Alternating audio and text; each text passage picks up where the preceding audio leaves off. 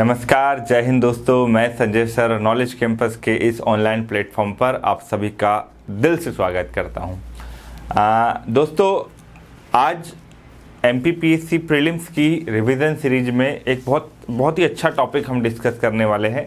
Topic का नाम है, आपको दिख भी रहा होगा, मध्य प्रदेश के प्रमुख मेले। ठीक है, फेयर्स। हमें मध्य प्रदेश के मेलों पर चर्चा करनी है। मुझे जहाँ तक लगता है, और जो अनुभवी लोग हैं,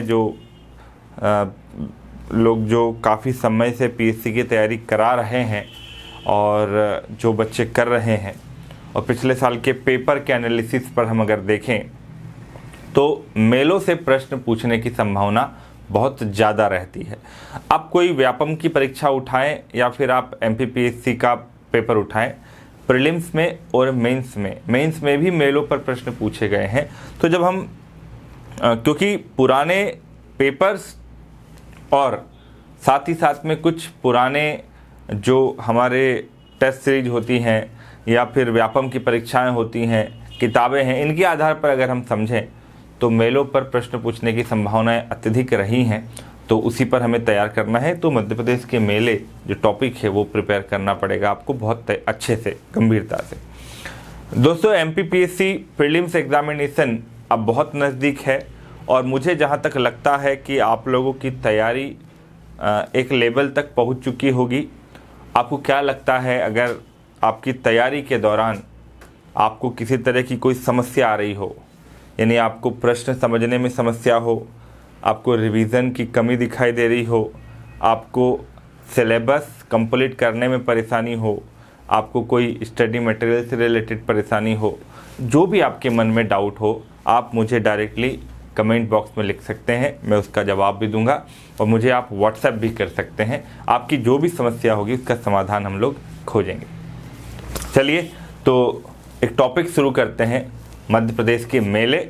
आप लोगों ने पढ़ लिया होगा, मगर फिर भी अगले आधे घंटे आप इस क्लास को बहुत संजीदगी के साथ में जो है आप देखिए, और शायद मुझे लगता है कि आप लोग इस क्लास को देख करके आपने जो कुछ पढ़ा है उसको फिर से एक बार रिवाइज करने की कोशिश करेंगे। और आपके जो नोट्स हैं वो नोट्स भी आप खोल लीजिए, कुछ नया फैक्ट मिलता है तो उसमें आप अपडेट कर लीजिएगा। ठीक, तो चलिए मध्य प्रदेश के मेलों पर बात करें। सबसे पहले मेले होते क्या हैं? तो किसी धार्मिक महोत्सव, किसी सामाजिक परंपरा, किसी आर्थिक गतिविधि, ठीक है, या फिर किसी तीज त्योहार पर अलग अलग जगहों पर लगने वाला लोगों का हुजूम मेला कहलाता है। और मेले में अलग अलग गतिविधियां संचालित की जाती हैं। वहाँ पर जो है बच्चों के लिए विशेष इंतजाम होते हैं, खेल खिलौनों की दुकान होती है, ठीक, भोजन नाश्ता इन सब की दुकानें लगती हैं, इंटरटेनमेंट की जगह होती है। यानी कुल मिलाकर हम कहें तो जो मेले फोकस होते हैं वो किसी धर्म या किसी भगवान या किसी विशिष्ट धार्मिक महत्व के स्थान पर किसी भी गतिविधि को लेकर के किया जाने वाला लोगों का एक आर्थिक गतिविधि भी होता है। यानी वहाँ पर आपकी घर से संबंधित चीज़ें, आपकी डेली उपयोग की चीज़ें, आपके इंटरटेनमेंट के साधन, इन सब चीज़ों की दुकानें लगती हैं, शॉप्स लगती हैं, जहाँ लोग इकट्ठे होते हैं। तो मेलों का मतलब मुझे लगता है आप लोग बहुत बेहतर जानते होंगे। अब सबसे पहले, मैंने पहले भी कहा कि इस तरह का आपको एक चार्ट बनाना है, आपको एक मैप बनाना है। एमपी का मैप लीजिए और मेलों पर इस तरह से आप बनाते जाइए, ये आप लोगों के लिए फ़ायदेमंद होगा। ये मैं भी डिस्कस करूँगा आगे। अब सबसे पहले अगर हम देखें तो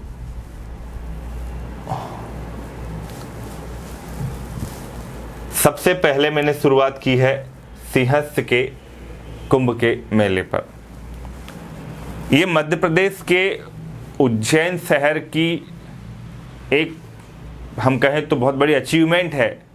हिंदुस्तान में 4 जगह कुंभ मेला होता है, सिंहस्थ लगता है। प्रमुखतः आपका हरिद्वार, प्रयागराज, नासिक और आपका उज्जैन, 4 प्रमुख नदियों के किनारे विशेष धार्मिक उत्सव। कहा जाता है कि नदियों में स्नान करने से अमृत में स्नान होता है, और ये 4 वो जगह है हमारे पौराणिक कथाओं के अनुसार, संस्कृति, सनातन संस्कृति की कथाओं के अनुसार, कि जब समुद्र मंथन हुआ तो मंथन के बाद में अमृत निकला, और अमृत देवताओं के पास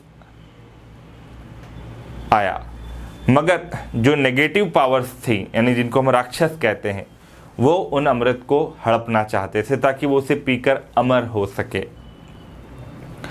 समुद्र मंथन भी एक बहुत बहुत बहुत बड़ी वैज्ञानिक अवधारणा पर आधारित एक कहानी है कि जब उसमें से विष निकला तो विष कौन पिएगा, तो विष ना तो देवता ने पिया ना ही राक्षसों ने पिया, जबकि बात ये थी कि पीना तो पड़ेगा किसी न किसी को। तो हमारे भोलेनाथ आगे आए, उन्होंने विष पिया और वो नीलकंठेश्वर कहलाए। जिंदगी में अगर आपको भगवान की तरह अपने अंदर गुणों को उतारना है तो भगवान की तरह जहर पीना भी सीखना पड़ेगा। यकीन मानिए, इस दुनिया में वो व्यक्ति सबसे ज़्यादा पारिवारिक और सामाजिक दृष्टि से महान माना गया है जो अपने खिलाफ होने वाली बातों को भी एक गले के नीचे उतार ले। जो व्यक्ति अपने अपमान के घुट को भी पी जाए, जो आपके ऊपर बुरा बोलता है उससे भी वो, यानी वो विष है जो आप पी रहे हैं, और ख़ास तौर पे तभी आप परिवार, सामाजिक सम्मान के हकदार होते। तो शंकर भगवान ने विष पिया, फिर जब अमृत निकला तो अमृत को लेकर के देवताओं और राक्षसों में आपस में फोर्स पावर लगने लगा, कौन लेकर आएगा। तब भगवान विष्णु आए और मोहिनी रूप धारण किया और उस अमृत की घड़िया को, उस अमृत के उसको लेकर के निकल गए। वो अमृत 4 जगह पर गिरा और उन 4 जगह पर कुंभ का आयोजन होता है, ऐसी हमारी कथा कहती है। तो मध्य प्रदेश की भूमि, उज्जैन शहर, क्षिप्रा के संगम पर, क्षिप्रा के तट पर एक सिंहस्थ का आयोजन होता है जो हिंदुस्तान के सबसे बड़े मेलों में से एक है। तो सिंहस्थ कुंभ जो है ये हर 12 साल के बाद चैत्र मास की पूर्णिमा से वैशाख पूर्णिमा तक आयोजित होता है।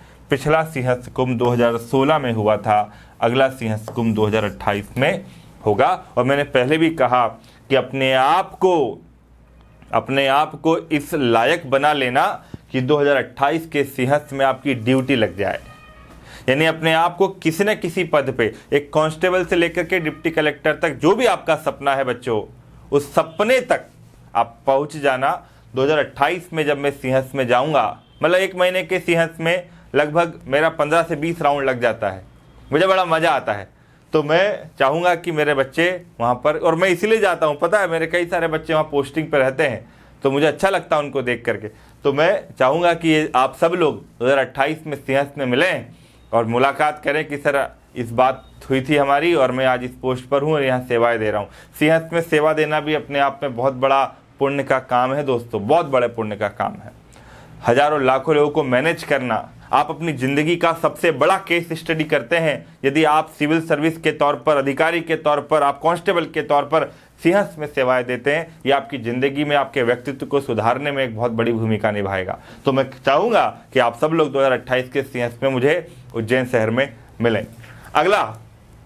अगला मेला है रामलीला का मेला, और ये जो रामलीला का मेला है ये 100 सालों से ग्वालियर के ज़िले की भांडेर तहसील में रामलीला का मेला जनवरी फरवरी में लगता है। तो रामलीला मेला कहाँ लगता है, इस पर अगर प्रश्न आ जाए तो आप याद रखिएगा भांडेर। अगला है वो है पीर बुधान का मेला। पीर बुधान का मेला दोस्तों ये भी एक बहुत पॉपुलर है। अच्छा, ये जितने मेले हैं ना वो अपने अपने क्षेत्र में बड़े पॉपुलर हैं, मतलब लोग चाहते हैं कि उन मेलों में जाएं, उसको सीखें, उसमें कुछ खरीदारी करें या उसमें कुछ भी सहभागिता निभाएं। तो पीर बुधान का मेला ये शिवपुरी ज़िले में लगता है, सांवरा क्षेत्र में लगभग 250 सालों से पीर बुधान का मेला लग रहा है। और ये किस संत के सम्मान में है, तो एक मुस्लिम संत हैं पीर बुधान, उनके मकबरे पर लगता है। हिंदुस्तान में और ख़ासतौर पर मध्य प्रदेश में सूफी संतों की पवित्र भूमि है।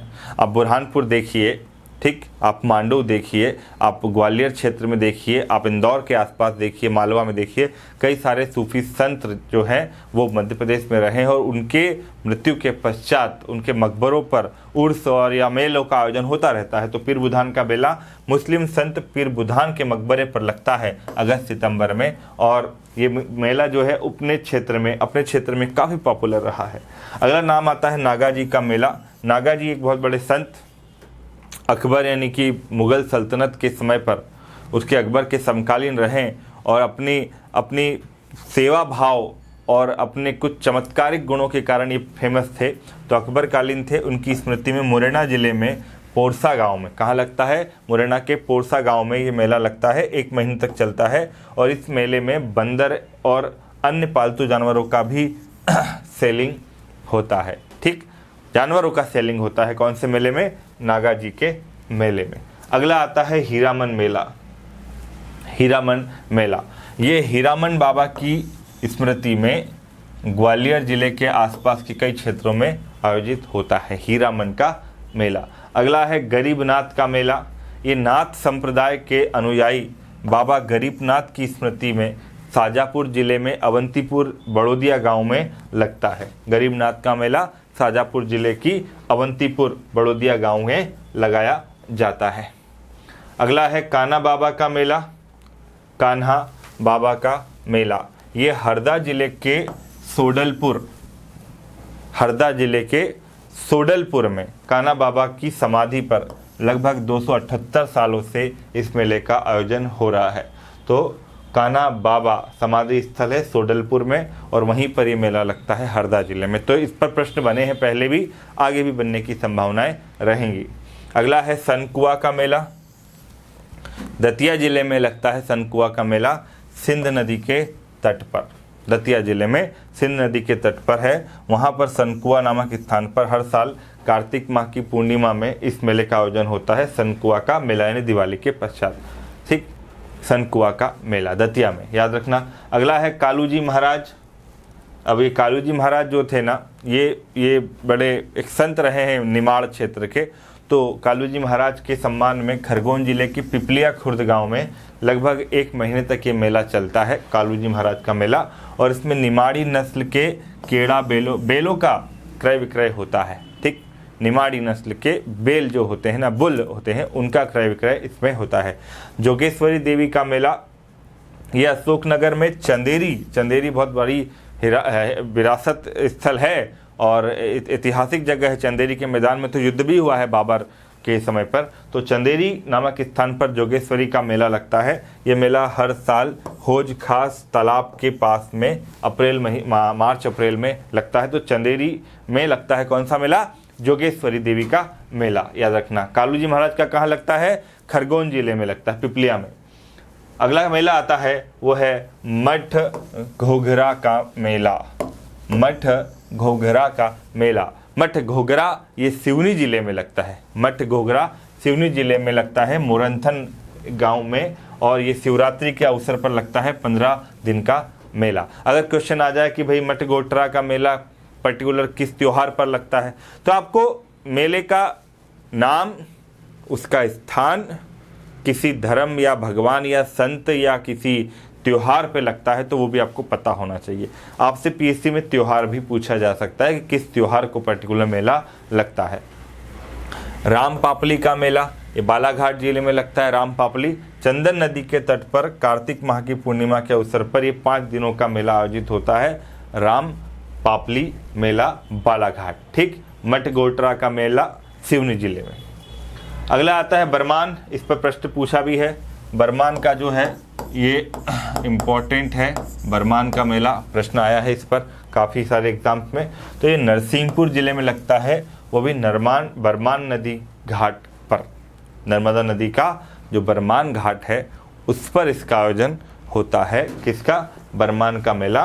ये मकर संक्रांति पर लगता है और 13 दिन तक चलता है। 13 दिनों तक चलता है मकर संक्रांति पर। ठीक, अगला नाम है चंडी देवी का मेला।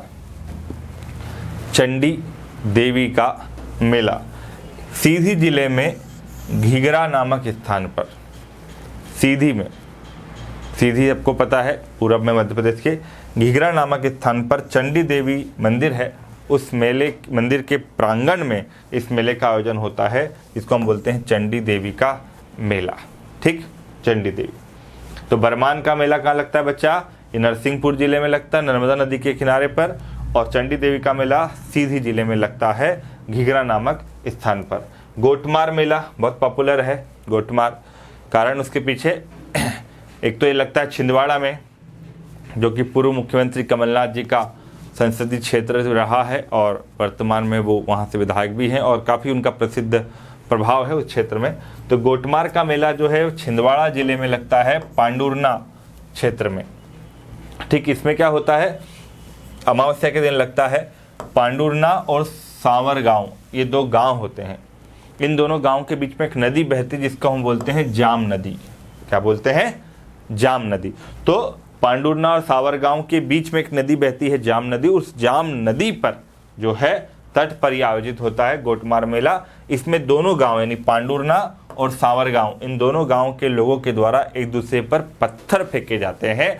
और जब पत्थर फेंकने की भी परंपरा है और पत्थर से बचाव करने के लिए भी ये अपने कुछ टेक्निक का इस्तेमाल करते हैं। इसलिए मेला जो है वो फेमस हो गया है, जिसको हम बोलते हैं गोटमार का मेला। कहाँ होता है? छिंदवाड़ा में। कौन सी नदी के किनारे पर? जाम नदी के तट पर। कौन से दो गांव के बीच में? पांडुरना और सावर गांव के बीच में। अगला है वो है रहस का मेला।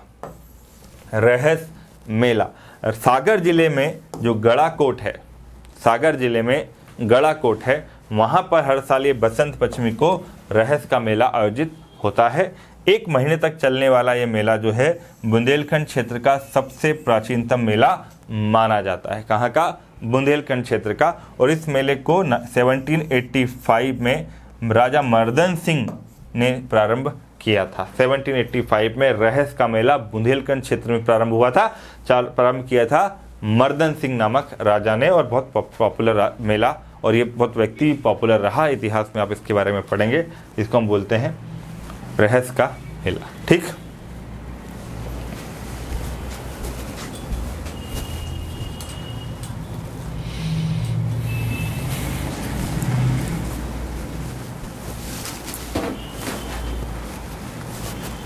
चलिए आगे बढ़ते हैं।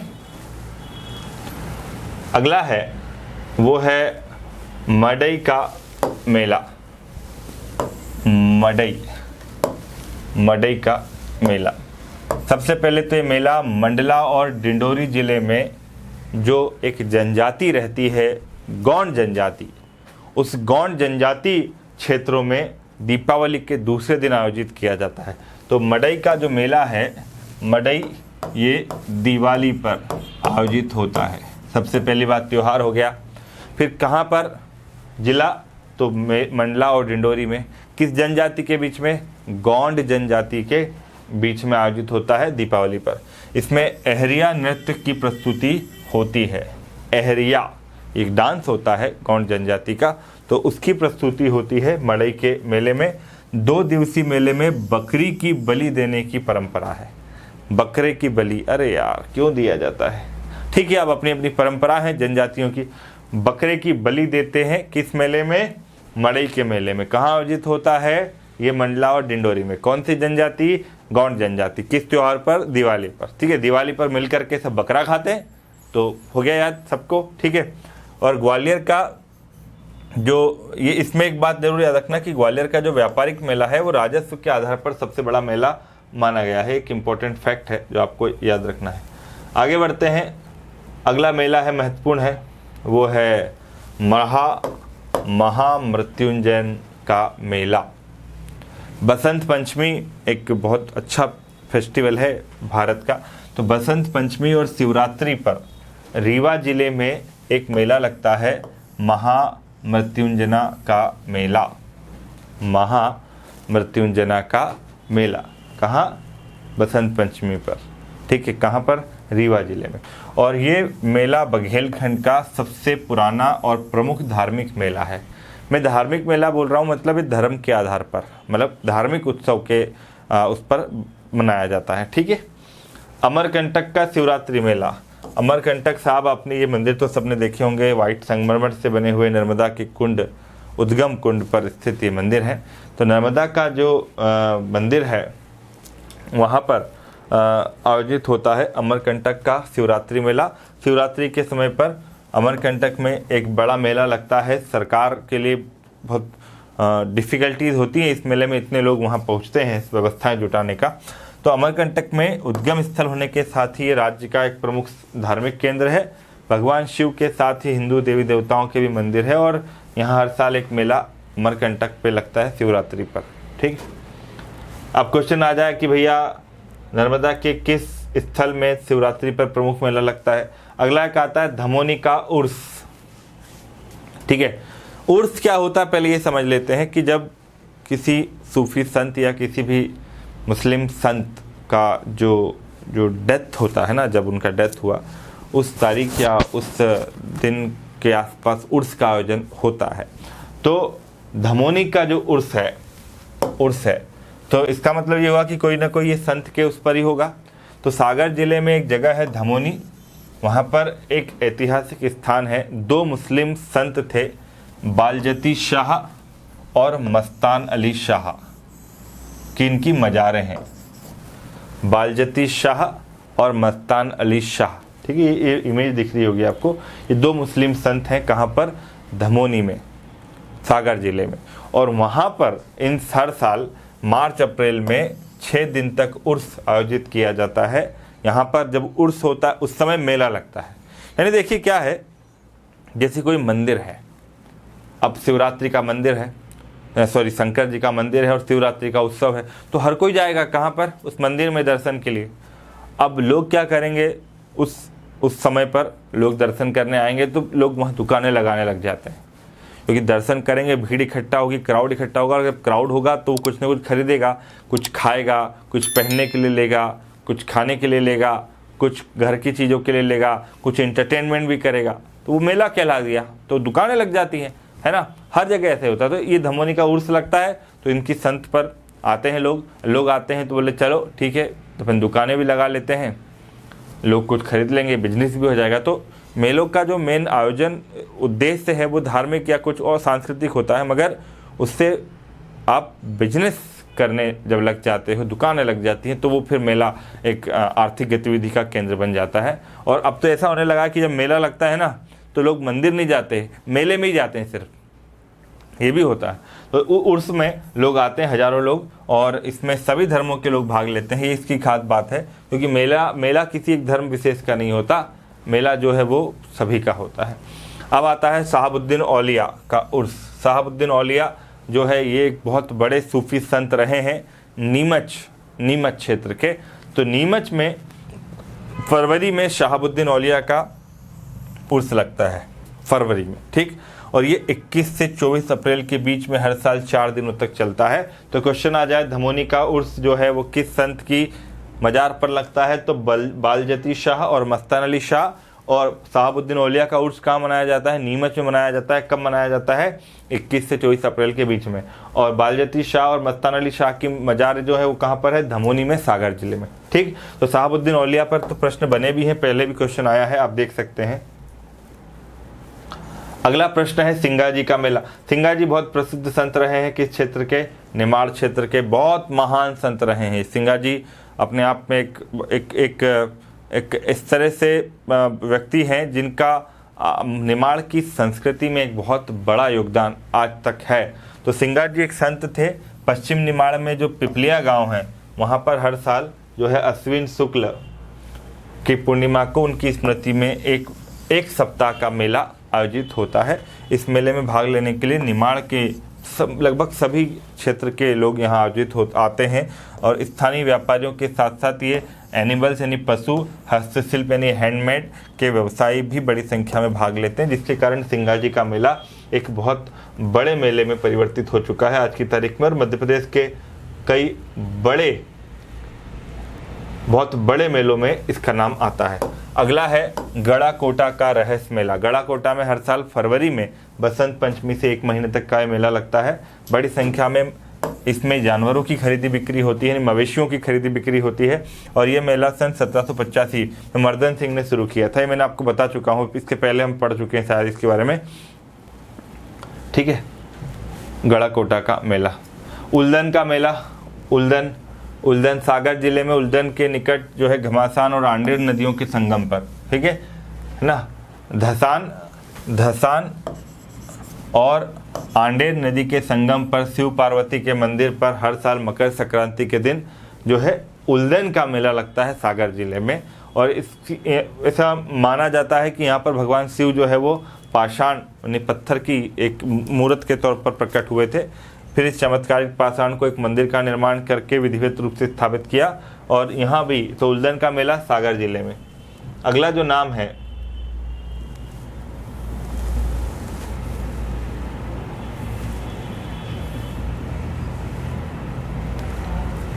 देवरी का मेला। क्या नाम है? देवरी। सागर जिले में देवरी में लगता है ये मेला। और स्वयंभू शिवलिंग पार्वती की प्रतिमा है और 500-600 वर्ष पुरानी प्रतिमा है, वहाँ पर लगता है देवरी का मेला, ठीक है, सागर में। अगला है मऊ सहानिया का मेला। प्रश्न बना है इस पर, ये एक इम्पॉर्टेंट है, 3 प्रश्न इस पर पूछ चुके हैं इसके पहले पीएससी और व्यापम की परीक्षाओं में। तो मऊ सहानिया का मेला ये मकर संक्रांति पर छतरपुर से करीब 16 किलोमीटर दूर एक जगह है मऊ सहानिया, वहाँ पर ये मेला लगता है। कब लगता है? मकर संक्रांति पर, ठीक है। 5-6 दिन तक ये चलता है मेला, हजारों लोग पहुंचते हैं और इसका स्वरूप बदलता जा रहा है। दरअसल मकर संक्रांति पर छतरपुर जिले के महाराजपुर के निकट ही कुम्हेण नदी पर 1 सप्ताह तक कुम्हेण का मेला लगता है। तो कुम्हेण का मेला भी छतरपुर में लगता है और मऊ सहानिया का मेला भी छतरपुर में लगता है। दोनों बातें आप लोग के दिमाग में बैठनी चाहिए किसी भी हालत में। चरण पादुका का मेला बहुत फेमस जगह है। चरण पादुका नरसंहार आप सब लोगों ने पढ़ा होगा। मध्य प्रदेश में स्वतंत्रता आंदोलन के दौरान जो कुछ बड़ी घटनाएं घटी हैं उनमें से चरण पादुका नरसंहार भी एक था। और उसी जगह पर एक मेला आयोजित होता है छतरपुर जिले में, चरण पादुका वाली जगह पर, ठीक है। बोर तो नहीं हो रहे हो? बोर हो रहे हो? जागो जागो जागो जागो प्यारे जागो। देखो बोर नहीं होने का। बोर हो रहे हो तो वीडियो रोक दो। तंबाकू खाने वाला तंबाकू खा ले, चाय पीने वाला चाय पी ले, दूसरी चीज़ पीने वाला दूसरी चीज़ पी ले, मगर फिर से बैठ जा। चल, बैठेगा पढ़ेगा तो पास होगा, सीधी सी बात है। तो चरण पादुका का मेला कहाँ लगता है? छतरपुर जिले में लगता है मकर संक्रांति के अवसर पर। दरअसल इसे हम शहीद मेला भी कहते हैं। क्या कहते हैं? शहीद मेला। इसलिए क्योंकि चरण पादुका पर मकर संक्रांति के दिन ही नरसंहार हुआ था, उसके बाद से यहाँ पर मेला आयोजित किया जाने लगा जिसे शहीद मेला कहते हैं। तो 14 जनवरी 1933 को यहाँ पर एक उर्मिल नदी के तट पर मेला भरा था। जब स्वतंत्रता सेनानी लोग भी इकट्ठा हुए थे, वहाँ पर अंग्रेजों ने गोलियां बरसा दी। वो अंग्रेज अफसर कौन था बताना? गोलियां बरसाई और कई घायल हुए। तब से इस स्थान पर शहीदों की याद में शहीद मेला आयोजित होता है। और चरण पादुका को लेकर मान्यता भी है कि उर्मिल नदी के किनारे एक बड़ी शिला पर पैरों के चिन्ह है। ऐसा माना जाता है कि भगवान राम जब वनवास गए थे तो इस जगह पर भी रुके थे। हिंदुस्तान के सभी राज्यों में बहुत सारी ऐसी जगह मिलेगी जो या तो पांडवों के वनवास से संबंधित, अज्ञातवास से संबंधित रहे हैं, या फिर भगवान राम सीता लक्ष्मण के वनवास से संबंधित हैं। तो ऐसी बहुत सारी जगह में से एक हमारे यहाँ चरण पादुका भी जगह है। अगला है जटाशंकर का मेला। अरे बाप रे, जटाशंकर छतरपुर जिले में लगता है। जटाशंकर एक जगह है, तीर्थ स्थल है। वहाँ पर अमावस्या को ये मेला लगता है और हर अमावस्या को लगता है, ठीक। जटाशंकर एक जगह है, आप अगर घूमने नहीं गए तो आप जाइएगा, प्राकृतिक स्थल है। मैं भी नहीं गया हूँ, है ना, मैं भी जाऊँगा। जब जाऊँगा तब बताऊँगा, साथ में चलिएगा हमारे साथ। तो पहाड़ पर स्थित शिव मंदिर है जिसको जटाशंकर के नाम से फेमस है। और शिवलिंग का पहाड़ी से प्राकृतिक रूप से झरना भी गिरता है। मंदिर के सामने एक कुंड है। तो 3 दिनों तक ये मेला चलता है, जटाशंकर का मेला छतरपुर में, हर साल हर अमावस्या पर, याद रखना। अगला है अंबार माता का मेला। अंबार माता का मेला जो है ये भी छतरपुर जिले में लगता है। अंबार माता का मेला छतरपुर में, ठीक। 1 महीने तक चलने वाला मेला है और इसमें लाखों लोग पहुँचते हैं हर साल। अंबार का मेला। जल विहार मेला छतरपुर में लगता है। ये भी अक्टूबर नवंबर और में जो दीपावली होती है, दीपावली के आसपास 15 दिन तक चलता है जल विहार। और ये मेला जो है ना वो सरकारी खर्च पर आयोजित होता है। सरकार यानी पैसा सरकार इसमें लगाती है। शासकीय प्रदर्शनी तो लगती है। दर्शकों को लुभाने के लिए इसमें कई सारे कमर्शियल एंटरटेनमेंट की जगह भी होती है। 1 महीने तक चलता है जल विहार। अगला है राम जानकी का मेला। राम जानकी का मेला, ये बिजावर का जानकी मेला क्षेत्र काफ़ी प्राचीन मेला है।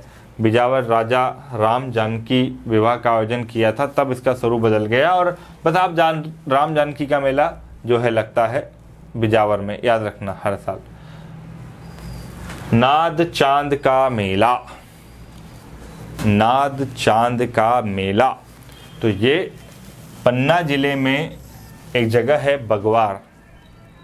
जो पन्ना जिले के लोग हैं वो याद रखिएगा, पन्ना में एक जगह है बगवार और वहाँ पर एक जगह है नाद चांद का मेला। यहाँ पर हर साल आयोजित होता है मकर संक्रांति पर, ठीक है। तो भगवान शंकर का मंदिर है और उसी को दर्शन करने लोग आते हैं और मेले का भी मज़ा ले लेते हैं। बढ़िया कुल्फ़ी उल्फ़ी खाते हैं, चाट पकोड़े खाते हैं और घर चले जाते हैं। तो नाग चांद का मेला ये पन्ना जिले में। अगला है कुआं ताल का मेला। कौन सा है? कुआं ताल का मेला, ये भी पन्ना में आयोजित होता है। कुआं ताल का मेला पन्ना में, ये नवरात्रि में आयोजित होता है। कब होता है? जब 9 दिनों तक आप उपवास करते हैं। अरे हाँ, आप लोग नहीं करते हो, चलो कोई बात नहीं। तो ये नवरात्रि में आयोजित होता है और इस अपने मेले का महत्व है क्योंकि यहाँ पर कांगली देवी का मंदिर है और देवी के चमत्कारों में लाभान्वित होने वाले श्रद्धालुओं की भीड़ यहाँ लगती है। ये मेला जो है पन्ना जिले का सबसे बड़ा मेला होता है। ठीक ठीक।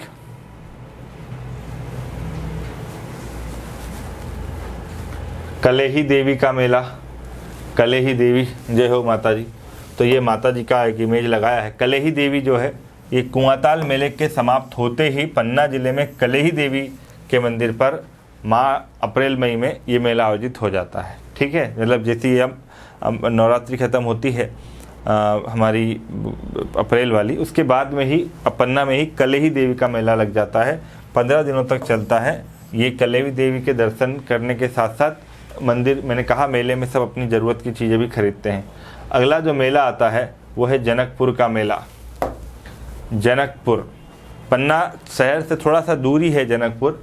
वहाँ पर पहाड़ी खेड़ा मार्ग पर जनकपुर के रथ यात्रा के अवसर पर 4 दिनों तक मेला लगता है और जगदीश स्वामी मंदिर से भगवान जगन्नाथ की रथ यात्रा निकलती है जो जनकपुर तक जाती है और उस समय पर यह मेला यहाँ पर लगता है। अगला है प्राणनाथ, स्वामी प्राणनाथ। सबसे पहले तो ये जो प्राणनाथ है ये कौन थे? तो ये बुंदेलखंड के शासक छत्रसाल के गुरु प्राणनाथ। और कहते हैं कि छत्रसाल की राजनीतिक उपलब्धियों में, धार्मिक उपलब्धियों में किसी एक व्यक्ति का अगर भूमिका रहा है तो वो प्राणनाथ रहे हैं। तो प्राणनाथ जो थे छत्रसाल के गुरु हैं और प्रणामी संप्रदाय के प्रणेता थे प्राणनाथ। ठीक है, तो उनकी स्मृति में पन्ना के प्राणनाथ मंदिर में हर साल शरद पूर्णिमा पर शरद समैया नामक मेला लगता है। इसमें प्रणामी संप्रदाय के मानने वाले लोग पूरी दुनिया से आते हैं, पूरी दुनिया से। अगला जो मेला है बच्चा वो कौन सा है? बड़े बाबा का मेला। वैसे बाबा बड़े होते हैं मगर दमोह में लगता है ये बड़े बाबा का मेला। और जैन धर्मायु जो जैन धर्म के लोग हैं ना, दमोह में उनका एक पवित्र स्थल है कुंडलपुर, बहुत फेमस है। कुंडलपुर कहाँ है, प्रश्न आया हुआ है। तो कुंडलपुर दमोह में जहाँ जैन धर्म के मंदिर मिलते हैं। तो कुंडला पर्वत श्रेणियों से घिरा है इसलिए इसको कुंडलपुर कहते हैं। तो वहाँ पर ये मेला लगता है। 60-70 मंदिर हैं, वहाँ पर ये मेला आपका लगता है। ठीक। जागेश्वरी धाम, जोगेश्वरी धाम का मेला ये भी दमोह में लगता है। जोगेश्वरी धाम दमोह में लगता है मेला। और प्राचीन विशाल भगवान महादेव का शिवलिंग है और इस शिवलिंग को लेकर धारणा है कि जिंदा शिवलिंग है, यानी जागृत अवस्था में देखता है कि यहाँ क्या हो रहा है आसपास। तो 1722 में प्राकृतिक तौर पर शिवलिंग से प्रकट हुआ और उसके बाद में यहाँ पर मेला लगता है। तो जोगेश्वरी धाम कहाँ पर है? ये दमोह में आता है। ठीक। 1831 में जोगेश्वरी धाम में क्या हुआ कि जब मराठों का आधिपत्य हो गया तो इस वहाँ के मराठा साम्राज्य के एक दीवान ने इस जोगेश्वरी शिवलिंग को दमोह से ले जाने का प्रयास किया पर वो फेल हो गया। मतलब उस शिवलिंग को नहीं ले जा पाया, उखाड़ भी नहीं पाया, वहाँ से हिला नहीं पाया। तो बाद में फिर इसी सम्मान में यहाँ पर मेला आयोजित होता है और जोगेश्वरी धाम का मेला कहलाता है। अगला जो क्वेश्चन है, अगला जो टॉपिक है वो है लक्ष्मण कुटी का मेला। ये भी दमोह में लगता है। लक्ष्मण कुटी का मेला, ये लक्ष्मण धाम लक्ष्मण कुटी पर 3 दिन तक चलता है। कहाँ पर? दमोह में। अगला है जटाशंकर महादेव, मैंने बता ही दिया है, ये दमोह में। दमोह में जटाशंकर महादेव का मेला लगता है। अब मध्य प्रदेश के कुछ प्रमुख मेले हैं, एक बार रिवाइज कर लेते हैं फटाफट। ग्वालियर का व्यापारिक मेला, ठीक है ना, ये मैंने पूरी लिस्ट है, आपको ये PDF मिल जाएगी। कहाँ पर? टेलीग्राम पर। टेलीग्राम ज्वाइन कर लीजिएगा आप, प्लीज़ टेलीग्राम ज्वाइन करिए। वहाँ पर आपको पेपर्स ना, टेस्ट पेपर्स और स्टडी मटेरियल मिल रहा है। क्लासेस के लिंक भी वहाँ मिल जाएगी और साथ ही साथ में कुछ इम्पॉर्टेंट नोट्स हैं जो आपको वहाँ पर मिल जाएगा। ठीक, तो ये वहीं पर मैं आपको भेज दूँगा और आप उसको वहाँ पर देख लीजिएगा। तो आप जो है अपनी तैयारी के दौरान कुछ इस तरह का मैप बना लें और ये मैप आपको एग्ज़ाम में काफ़ी मदद करेगा। जैसे ज़िले के हिसाब से यहाँ पर पीर मुदान का मेला कहाँ लगता है, तो ये आपने बना लिया कि ये शिवपुरी में लगता है। दतिया में सनकुआ का मेला लगता है। इस तरह से आप चार्ट बनाइए, ये आपके लिए बहुत ज़्यादा आसान रहेगा। ठीक है बच्चा, तो चलिए ये मध्य प्रदेश के प्रमुख मेले थे और मेलों पर प्रश्न बनता है, तैयारी भी करनी है और आपकी तैयारी करना भी बनता है।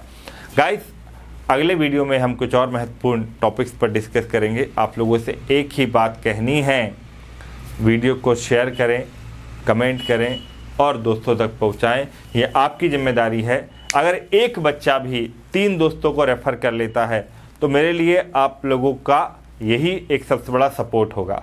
ठीक है, हम चाहते हैं कि हमारा ये चैनल लोगों तक पहुँचे। जितनी ज़्यादा जल्दी लोगों तक पहुँचेगा उतनी जल्दी मैं आप लोगों के बीच में और अच्छा कंटेंट लेकर के आऊँगा।